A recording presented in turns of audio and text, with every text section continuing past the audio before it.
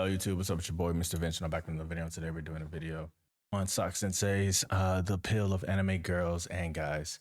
I haven't seen this video yet, so I'm pretty interested in see what he's talking about and what he mean by this. I don't know why there's a father with a anime character, but I guess he's going to talk about that here.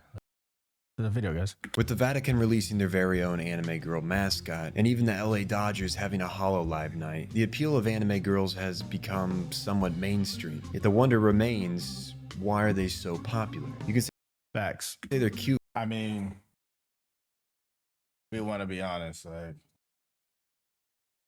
your boy has a fucking glass fucking iPad with an anime girl on it, and I only got it because there was an anime girl on it, and that shit just looks fire. I mean, you guys have probably seen it in my gaming videos. Like, this shit just looks fire. Looking and leave it at that. But the real reason we're drawn to animated characters is a question of human psychology. To understand why as people we latch onto the fictional and what that tells us about ourselves, we must look within. Whether it's a girl or guy, this is a psychoanalysis of our infatuation with anime characters.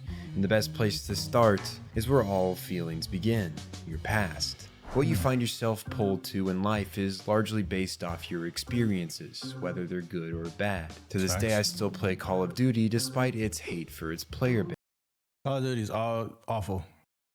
I mean, I started off playing Call of Duty all the time, as you guys know, and I just wanted to, say that one real quick. It's awful. I still like Love Live and its mediocre stories because it was one of the first anime I watched as a kid. I find some unexplained draw towards animal crackers in all their stale glory, and I like the dark days of winter that make the most joyous of people a little sad. All of these are varying examples of nostalgia, and when you look for new things to add into your life, you tend to use what you have liked as a baseline for what would be beneficial in your life. This inevitably bleeds over into romantic feelings. Whatever path you walk, guy or girl, we use personal bias to define what we want in a partner. Maybe you want someone fiery, someone funny, someone caring, someone shy. We all have some internal bias which uses past memories, pleasant or not, to decide what we consciously or unconsciously are more interested in. You may like tsunderes or danderes in their shy demeanor. Maybe you like the bokuko tomboy style and confident attitude, the moe purity or kudere cold and blunt personality. And if you're really fucked up in the head, maybe you like yandere. If that's you, please go see a therapist. Yeah, go see a therapist. You're insane. You need Jesus. Exorcism, possibly. You probably have some built-up trauma. Regardless, as humans, we long for companionship, whether in friendship or romantic.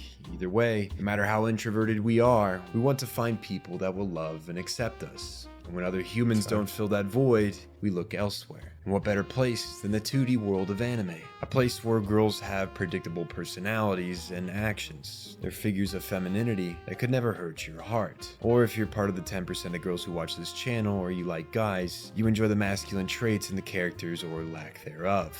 There's also femboys which kind of bleed the line, but that's a whole nother can of worms we're not going to open today. The important thing is we all want to be loved, and some of us know what it's like to feel alone and be rejected by normality. A lot of you, including me, have been watching anime for years. Something people who started watching in the past 5 or so won't understand is that before the Dodgers decided to have VTubers sing Take Me Out to the Ball Game, anime used to be heavily looked down upon in the West. When you feel alone in something with no one to share your interest with, you can sometimes turn to the fictional. I mean, that's a real fact, man. Like, growing up, like, some of you experienced it, but like, anime was kind of one of those things where you were like, I love it, but I can't really talk about it too much because, like, you get talked about or you get picked on for watching it. Like, most people think it's for kids, and it's still that stigma and that stereotypes to this day. I mean, it's not as bad as it used to be, but I mean, growing up is pretty bad. Like, I mean, the only one that was somewhat okay, I mean, as a guy growing up, was Dragon Ball Z, maybe Yu-Gi-Oh, Pokemon, those 3, but like anything else, they just thought you were weird. Like Bleach, Naruto, like I mean, I don't know about you guys, but growing up, like, that shit was like, you watch that shit? Like, you're weird. Like, I'm not watching that shit. That shit for your kids. But like, now I got friends that I introduced anime to this day, and like now, like, they just start getting into it. Like, oh my God, this shit's good, bro. Like, why didn't I start watching this before? And I was like, hey man, I tried to put you on, but like, you were like, yeah, I can't really watch this. It's for kids, blah, blah, blah, stuff like that. So it is one of those. It is kind of depressing because you really, and then when you meet somebody that like actually like the show, you're like, oh man, like, or just like anime in general, you're like, bro, I found somebody that actually like likes this. It's pretty freaking cool. Like, I love that. Like, I love that feeling I used to get like when I met somebody who liked anime, and it wasn't really a popular thing, but now it's pretty popular. Like most people watch it, so it's not that big of a deal. But back then, it was definitely and yes. In front of the screen watching Fairy Tail, Toradora, and whatever else I could find, I felt deeply connected with these characters. They were the only ones who knew about this side of me, and this connection is where it all starts. Everyone knows the term waifu and husbando. Why did we start becoming so involved with characters? That's a great question. What causes us to buy expensive statues so we can physically see and hold them like some idol? If you think about it in terms of companionship, the fact that I watched hours of SAO and I liked Asuna, why wouldn't I want to see a physical construction of the character, even if it's just a statue? When I look at that figure, I'm reminded every time of those emotions I felt watching this show. They flow back to me in a wave of nostalgia. For a moment, I once again feel like the kid that first watched this show. It's an odd connection to the inanimate we as humans seem to be great at achieving. I mean, how I've held on to my karate gi from first grade like it's gonna somehow fit me. We watch fiction and find ourselves drawn to characters subconsciously. We empathize with the struggles of the unreal.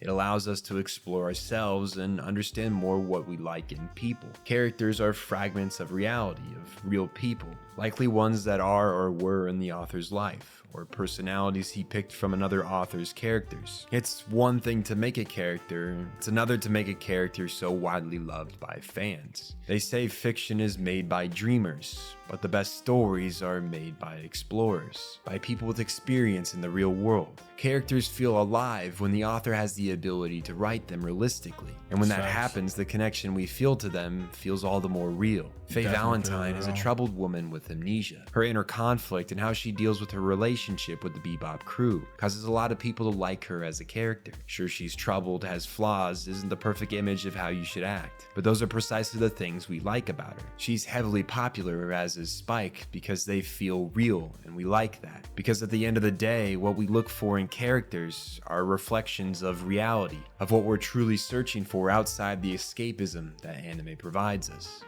Yep, and I think that's something else that that still hits home is a show I watch. I talked about it on this channel before. My teenage romantic comedy snafu, like that show, I saw myself in the main character, so I have that show has a special place for me. Like it will always have a special place because of how it made me feel and the emotions it brought up and the things it made me question and things it made me think. So I know a lot of those shows are like when you really get into the show, those characters you can relate to, and like that just makes it 10 times better.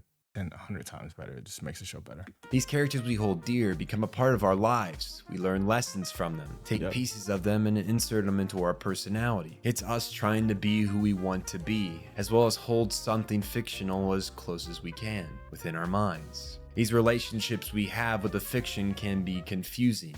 They can be as simple or complex as we make them, much of which has to do with our headspace, and it varies from person to person. But overall, they can really be categorized into two main groups: idolization and infatuation. I'll start with the latter.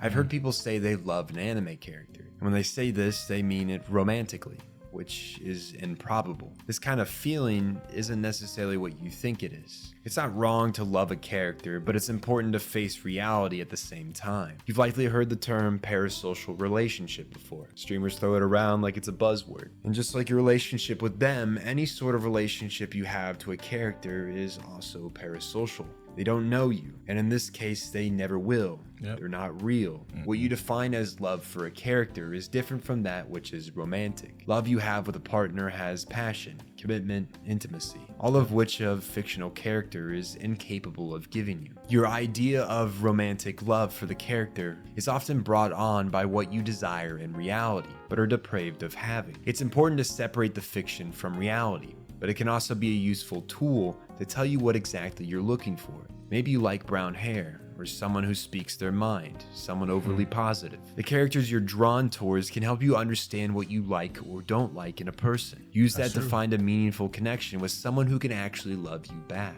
It's easy to get these feelings towards them confused with a sense of romance, especially if you've never experienced such a feeling before. There's nothing wrong with loving a character, just don't let it negatively affect your reality. If it gets in the way of you finding companionship, then maybe it's time to do some self-reflection. But if you're happy with how you are, by all means, do what you want to do. Just know that what you feel towards these characters is a form of escapism. It's your mind working to make sure you don't feel lonely, because the worst fate of any human is being completely alone. Yep. But as a member of this community, if for any reason you do feel alone, know that you aren't. We're in this together. We're all trying to navigate this thing we call life.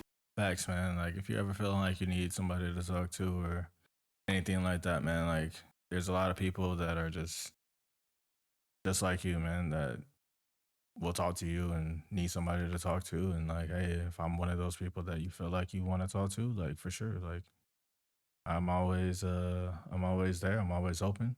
Link in my Discord is always is in the description, man. You can come through, have a conversation.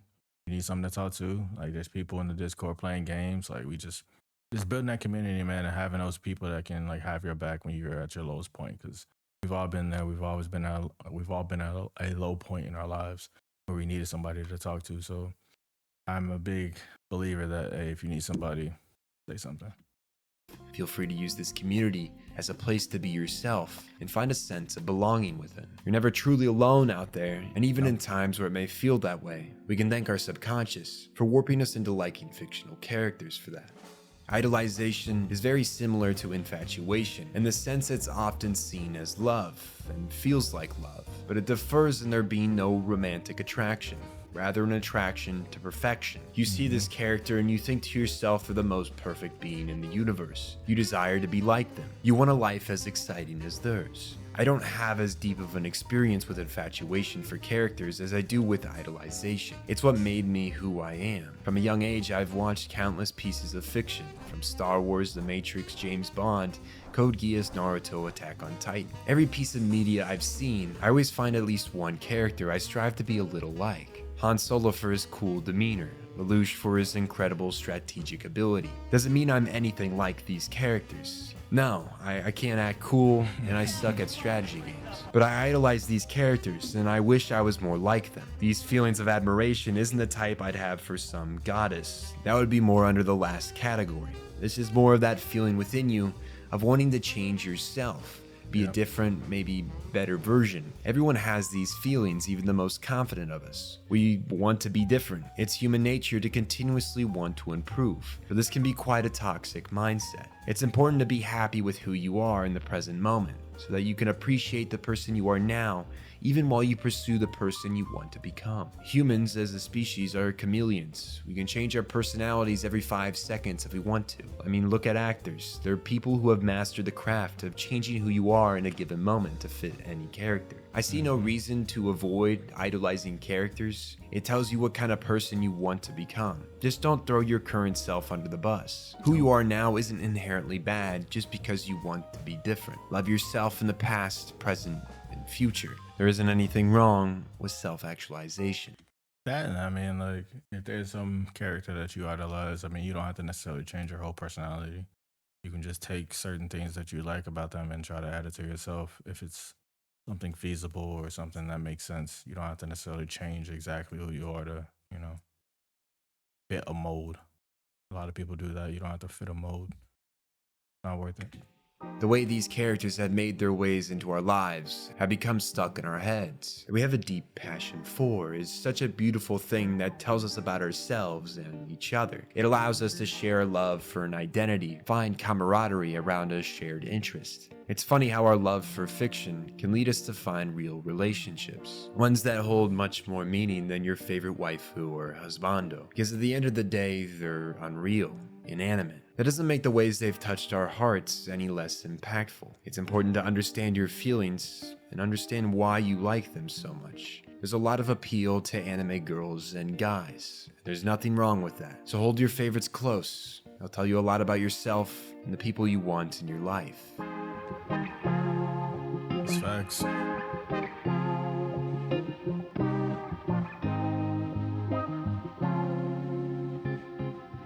Hey man, another W video about Socksensei, man. I just love the narration. I love how he takes his time and gives us quality videos every time. So hey man, if you're not following Socksensei, please follow Socksensei. I'll leave the link in the bio for the video as well as for his app. And yeah, man, if you like the video, as always, like the video, comment down below what you thought, subscribe. I'll see you guys on the next one, man. Peace and love.